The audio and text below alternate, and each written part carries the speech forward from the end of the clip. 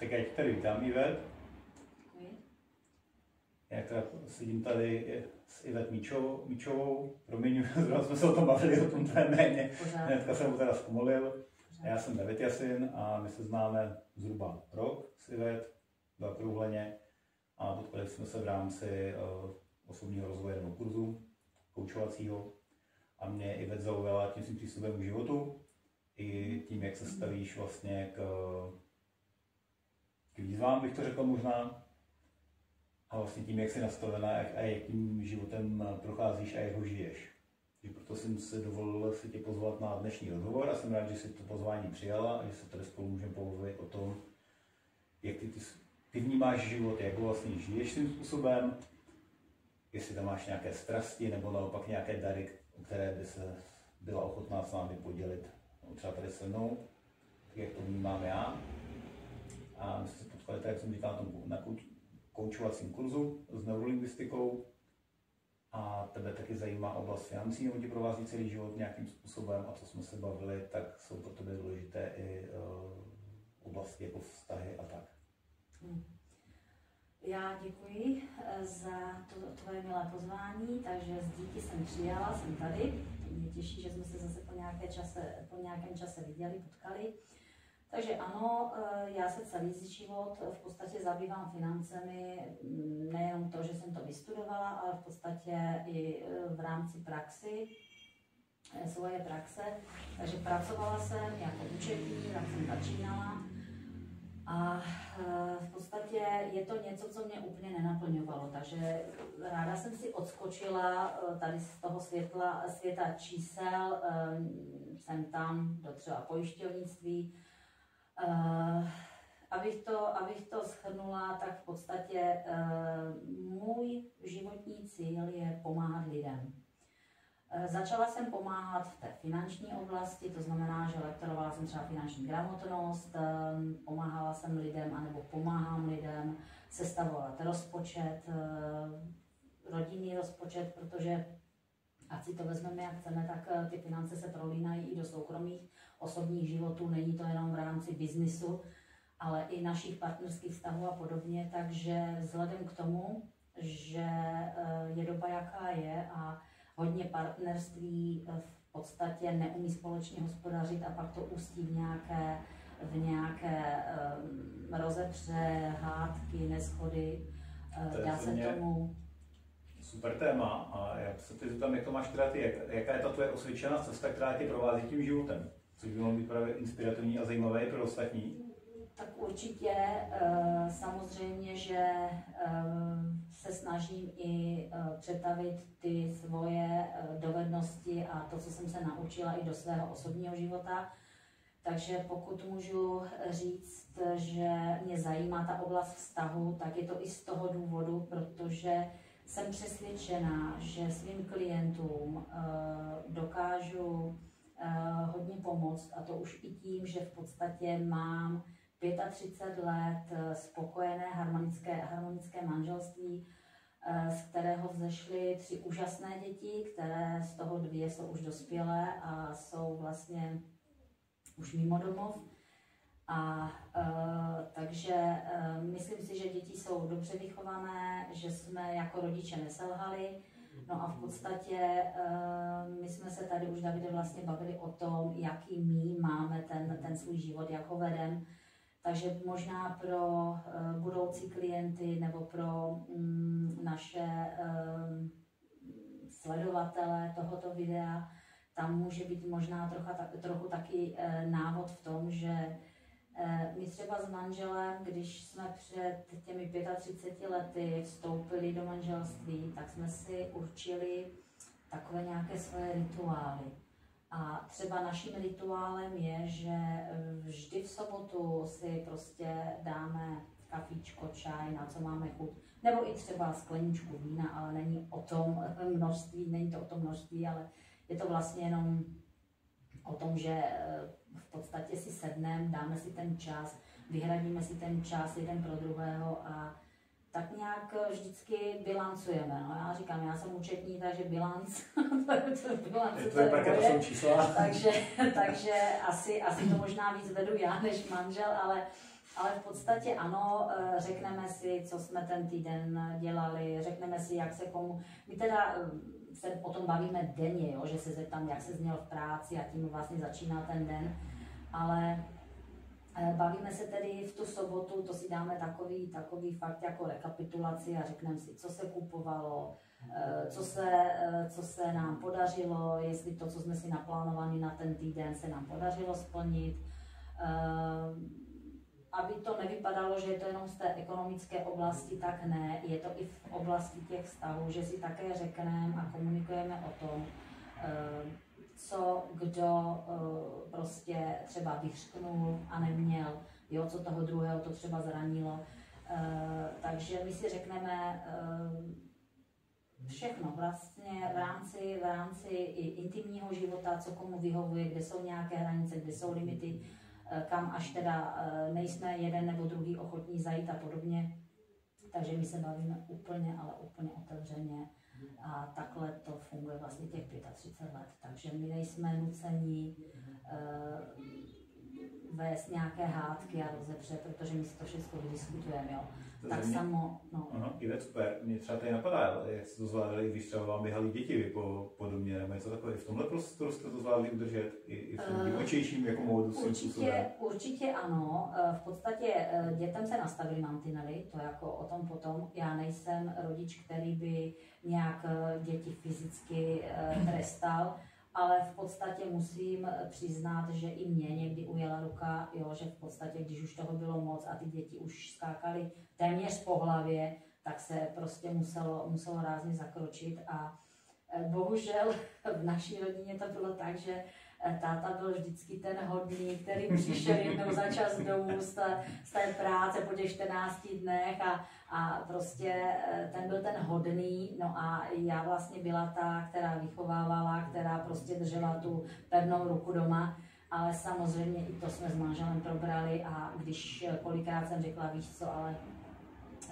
trošku jim taky ukáž, že prostě nejsem jenom já ta zlá, ale že v podstatě taky si nesmí dovolit. A na to vždycky manžel říkal, víš, ale já nechci, aby jednou mé děti vzpomínali na to, že táta přišel jednou za 14 dní, prostě nám tady vypohlavkoval a šel zase na 14 dní pryč. Jako. Takže on byl ten hodný a já jsem byla ta, která tu domácnost vedla, řídila, dávala těm dětem ty mantinely. Ale jak jsem už řekla, tak i když děti byly malé, pobíhaly, tak toto byly rituály, které jsme si dali jako večer.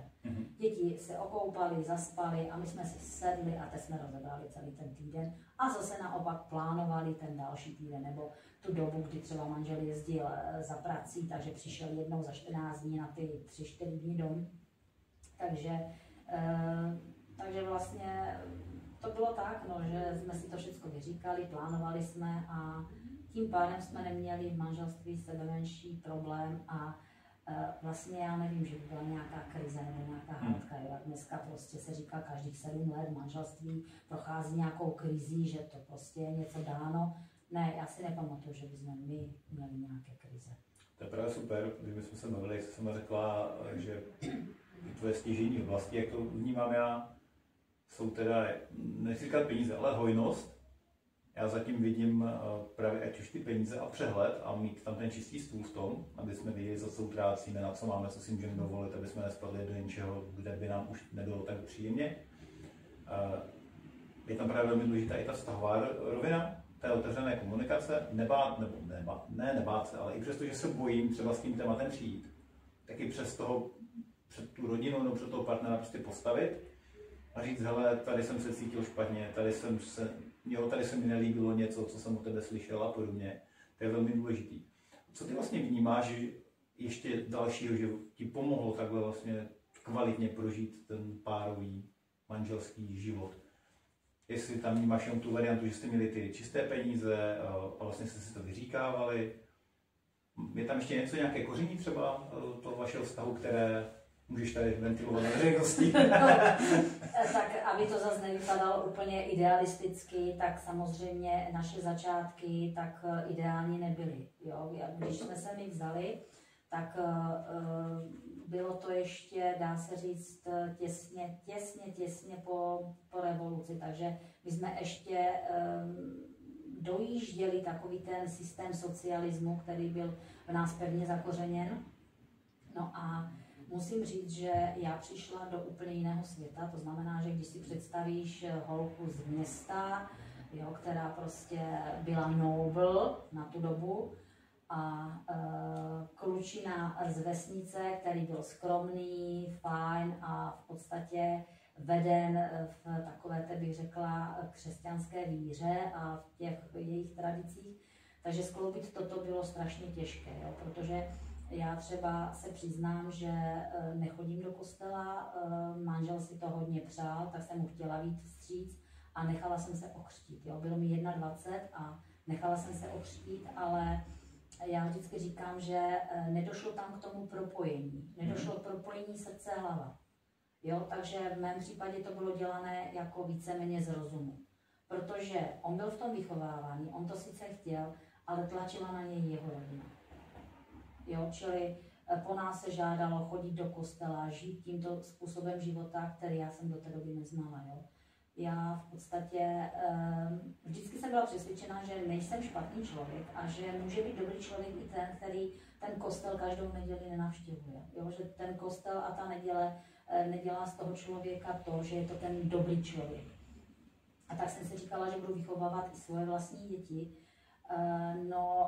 Začátek byl těžký, protože nejenom, že jsme byli z různých sociálních vrstev, a to nebylo úplně to pravé a navíc tedy celá rodina spíš čekala, že manžel přijde za mnou na severní Moravu, což on je z jižní Moravy, takže já měla svůj byt a tak se nějak očekávalo, že si ho přitáhnu k sobě. Že manžel tehdy si postavil hlavu a řekl, ne, budeme doma.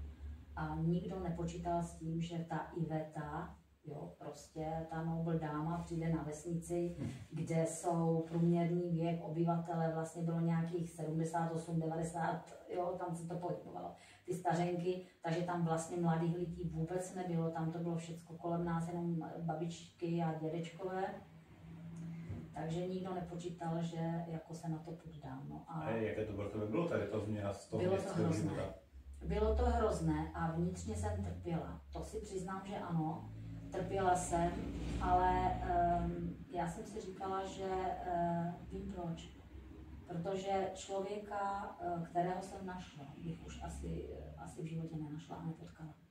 Takže já jsem byla přesvědčená, že všechno to, co obětuji, čeho se vzdám, mi vynahradí vlastně to, že mám člověka, kterého mi může okolí závidět. Jo. Takže žádný frajer, prostě člověk, který to měl v hlavě srovnané, skromný, pokorný, takže toto bylo něco, co mi imponovalo. Žádný frajírek, takže toto bylo fajn, ale ta druhá stránka byla ta, že jsem trpěla, ale naštěstí teda trpěla jsem jenom asi 2 roky, což je dost dlouhá doba, ale já to zvládla. A pak jsem se jednoho krásného dne jsem si řekla, že pojďme žít život svůj a ne život podle rodiny, co nám tady diktují, co máme, jak máme. A v podstatě, když se vám někdo stará vevnitř rodiny, co kupujete, za co utrácíte, to není jejich věc, to je naše věc. A tak jsme si začali právě tvořit ty rituály, že pojďme si sednout, my si tady řekneme, co my chceme, jak my to chceme. A takhle jsme to začali vlastně budovat od toho začátku. A manžel byl tomu jako nakloněn, nebylo to nic, co bych ho já nutila, tak jsme si řekli a prostě zjistili jsme, že takhle to funguje, jo? Že prostě to okolí odstřihneme se a my jsme rodina, my máme svůj příjem, my budeme sami hospodařit tak, jak my chceme, kupovat si, co my chceme. A někdo by si řekl, no ona ho stáhla, jo, prostě to byla dáma, tak jako ho stáhla, chudáka, skromného a teď začali utrácet za hlouposti nebo za blbosti, nebylo to nikdy tak. Utrácelo se za to, aby jsme i žili a i si užili, jo. Takže... Když jsme se právě bavili předtím, ty jsi zmínila tady metodu 7 hrníčků v rámci domácího rozpočtu, což mě třeba zaujalo. Já vím, že třeba moje babička měla jako válkovou metodu, věřím, že to bylo něco velmi podobného. To bylo na jídlo, na energie, vlastně na inkaso, na tyhle pravidelné věci, třeba na dovčů a nějaká rezerva a podobně. Jo, pak i třeba na pohřeb a v pozdějším věku a tyhle věci. Teď tady fungovala obálková metoda a mě zaujalo i ta transparentnost, která pro mě úplně obvyklá v tom, že máte společný účet. Jo, třeba jak tady tohle? To se děje od začátku, nebo se k tomu dospělo vlastně v tom přerodu po revoluci, kdy vlastně účty ani nebyly? Nebyly. Já se přiznám, že tehdy byly ty takzvané obálkové výplaty, to znamená, že my jsme dostávali hotovost v obálkách. Takhle jsme to měli, nebyla povinnost mít účet a tehdy ani ty účty nějak tak jako, že to nefungovalo úplně, to začínalo vlastně po té revoluci. Takže my jsme si vlastně dali jeden společný účet, když už teda se zaváděly účty a bylo nutné nějaký účet zaměstnavateli uvést, na který se bude posílat mzda, tak my jsme si dali vlastně společný a pořád to bylo takové jako transparentní od začátku. I když jsme měli ty svoje peníze, já svoji výplatu, manžel svoji výplatu, ale pořád jsme dávali jako do takové té do společného hrníčku, jo. Takže jako my jsme to takhle měli z domova, tak já jsem to převzala a takhle to ze začátku bylo. Pak už teda, když přišly účty, tak už se řešilo, co se nakoupí, co se odloží a prostě přerozdělovat si nějaký peníze. A já teda navážu, ty jsi zmínila, že teda máte účet, tak to máte těch 7 hrníčků, nebo jak to máte aktuálně, nebo jak to řešíte v tom digitálním světě? Jako, určitě. Jo. Máme jeden účet, jeden společný účet, na který nám chodí mzda. Manželova, moje. 7, takhle, protože se ráda vzdělávám, chodím na tréninky, možná bych to vzpomněla, mnozí určitě budou znát Andy Winsona, mentora, kouče a trenéra, takže já jsem začala chodit na jeho tréninky a on tam jednou vzpomínal, že má metodu 7 hrníčků, 7 džbánů, takhle, 7 džbánů. A vlastně on vždycky to, co přijde, tak přerozděluje do 7 jako pomyslných džbánů. A dává to teda tak, že lidi často říkají, že jim nezbyde peněz, že jedou od výplaty k výplatě a prostě už čekají na tu výplatu jak na boží smilování, že opravdu neumí, ale je to v tom, že neumí hospodařit. Jo? Když jsem začala s touto metodou, tak jsem vlastně zjistila, že vždycky se ty prostředky najdou. A oni tam jsou. Jo, když to bychom tady mohli vykládat. A jenom ty oblasti, na které vlastně, nebo které bychom měli živit pomocí těch peněz, si nám můžeš prozradit? Tak ono se říká, že největší procentuálně těch 50% plus minus jde vlastně na náklady té rodiny. Ať už jsou to poplatky, které se musí měsíčně platit, ať je to takové něco jako internáty dětem, nebo prostě to kapesné dětem a podobně. Takže toto jsou ty náklady, to je zhruba těch 50%. No a těch zbylých 50%, to jsou ty další položky. Takže člověk v první řadě by měl myslet na sám sebe pohladit a sám sebe ocenit.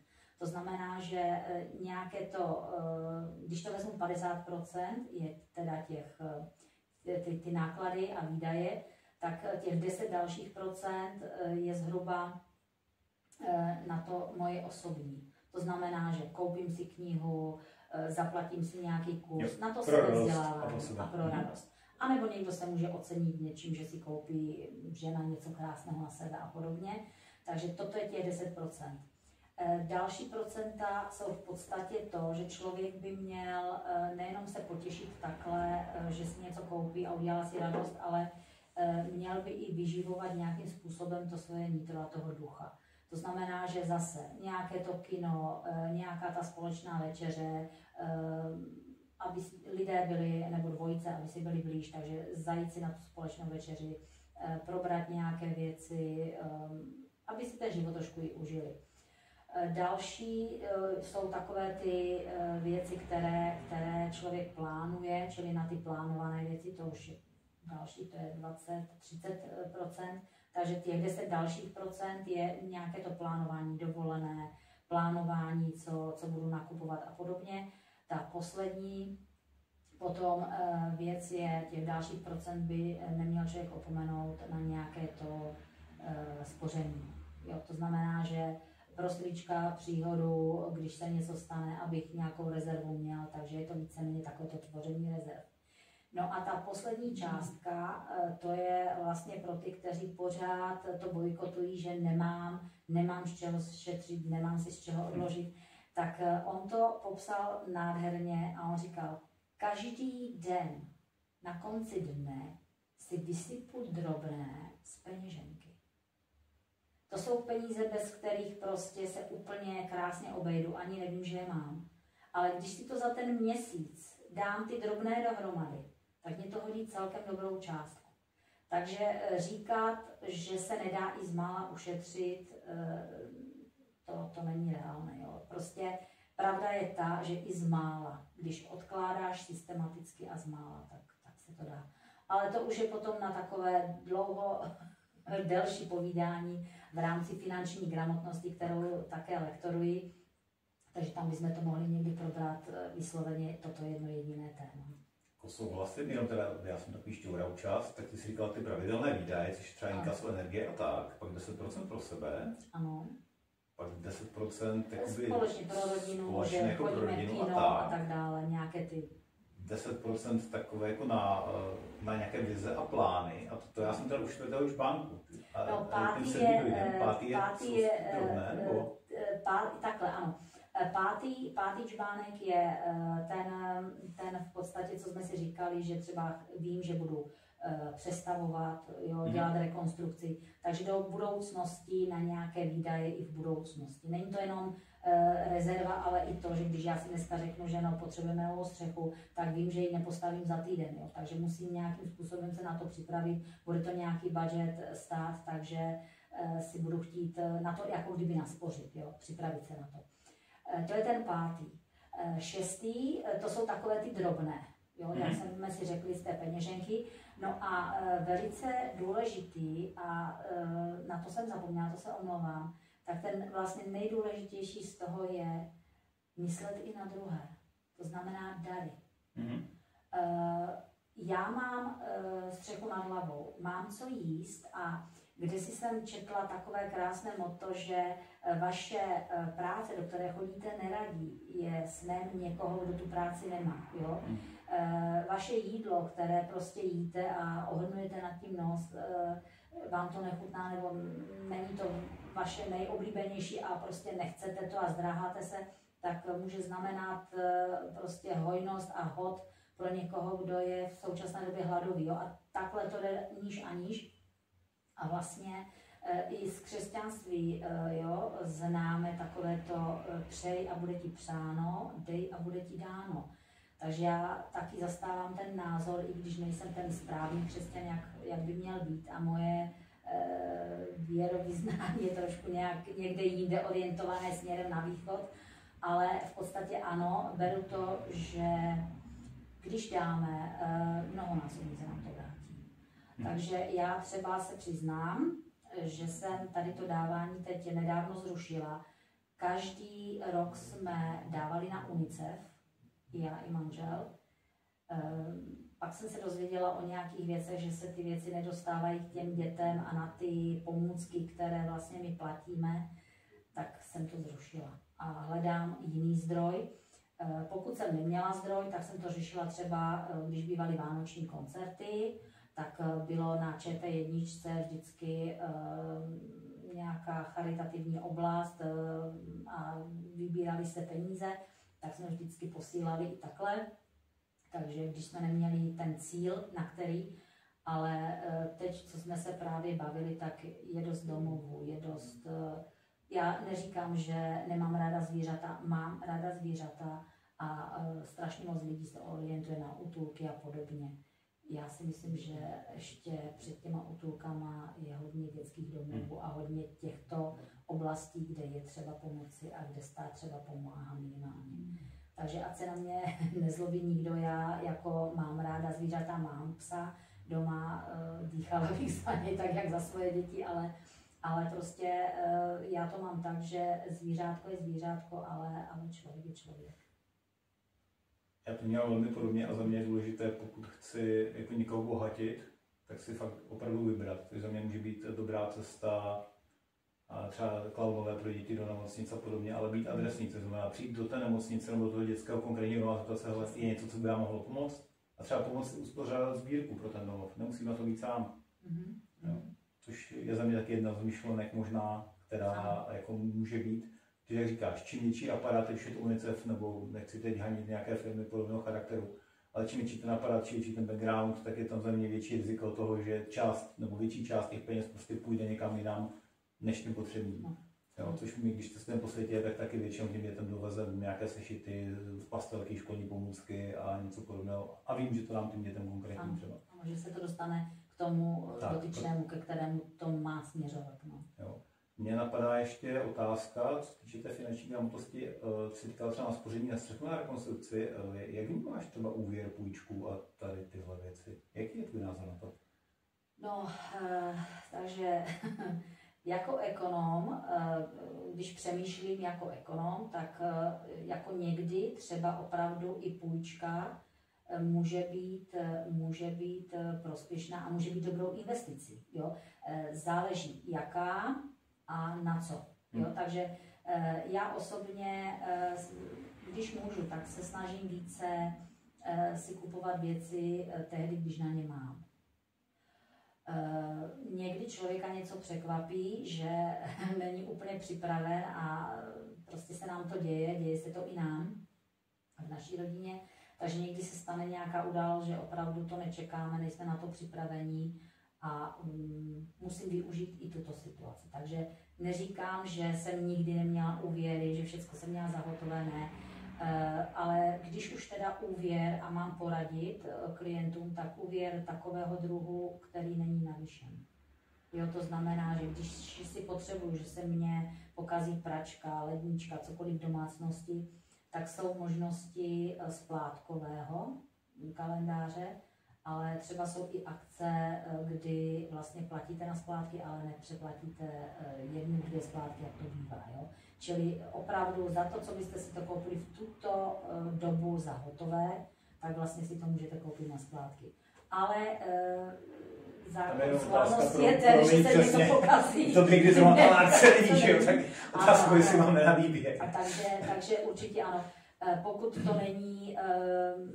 to nejde do 100 000, tak je to nějaký spotřební úvěr za nějakých, já nevím, 10-15 000, kdy koupíte nějaký elektrospotřebič, tak si myslím, že to není nic proti ničemu a ta rodina v podstatě neskrachuje na tom. A takhle bych to brala, že jako opravdu stát se může i mně i stalo, takže využila jsem, neříkám, že ne. Takže proti tomu nemám nic, ale říkám, jako dneska strašně moc lidí zvažuje to, že když má nějakou hotovost, tak radši třeba zadováží nemovitost, nebo tu nemovitost pořídí vlastně na hypotéku, pokud má dobře uložené finanční prostředky v nějaké bance, které mu vygenerují větší úrok než ten, který on zaplatí třeba na té hypotéce. Jo. Takže zase záleží na tom, jaký je to produkt, od koho je to produkt a jaké má ten produkt podmínky.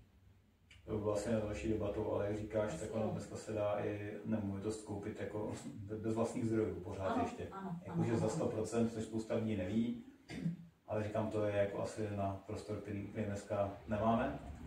Jasně, někdy příště se můžeme pobavit. Rád, děkuju. A jak to máš vlastně teď, že jste se hodně bavili o minulosti, o té životní cestě, o tom, jak tě to vlastně dovedlo do těch dnešních dní, kde jsi teď. A jak to máš teďka s tím, čemu jsi chtěla dál věnovat energii a v čem pomáhat lidem? Takže, jak jsem řekla na začátku, tak určitě je to v té finanční oblasti. To znamená, jak v té gramotnosti pomáhat lidem s těmi 7 čbány, pokračovat v Andyho odkazu, takže nějak sestavovat rozpočet, pomáhat jim v rámci daní, kdy lidi opravdu nevědí, co si nemůžou odpočíst ze základu. Takže i v této oblasti a tam ušetřit nějaké peníze.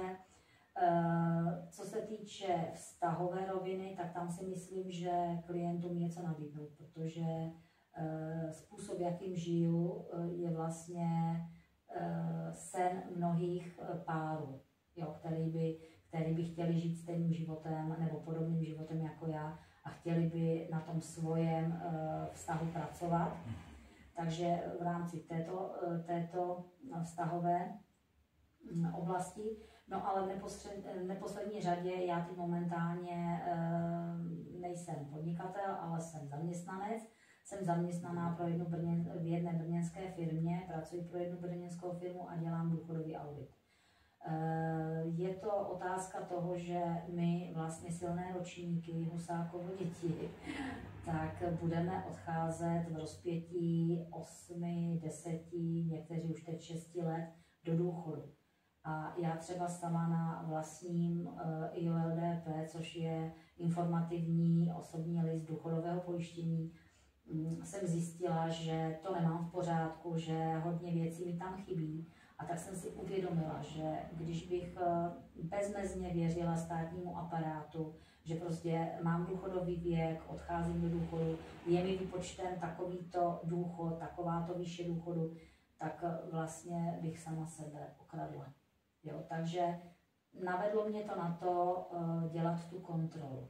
Takže teď momentálně dělám důchodový audit, jsem důchodový auditor a vlastně se svými klienty tady toto dáváme do pořádku. A je zajímavé, když se udělá audit teď a v tomto stavu a vlastně klient zjistí, že když dohledáme všechny ty ostatní zaměstnavatele, všechny ty částky, které vlastně do toho sociálního vlastně ten zaměstnanec odvedl, tak je tam někdy třeba 3 000 rozdílů. A jako mít na důchodě 2600 měsíčně víc, anebo nemít. Takže teď vlastně šířím takovou tu osvětu mezi lidma, aby úplně bezmezně nevěřili tomu, že všecko mají v pořádku, že pracovali, odvádělo se všechno, ano, ale nemusí to tak být. Jo, jednou je to technika, ty naše léta jsou problematické v tom, že se najíždělo na tu digitální podobu, začalo se s počítačema, tehdy se všechno dělalo jenom písemně, uchovávalo se v archivech, ale dneska už je to v podstatě všechno vkládáno do nějaké té databáze a ty data tam někdy nejsou a utečou. Stane se, že tam prostě chybí. Takže je to i o nás, že jsme neodezali evidenční list důchodový a podobně.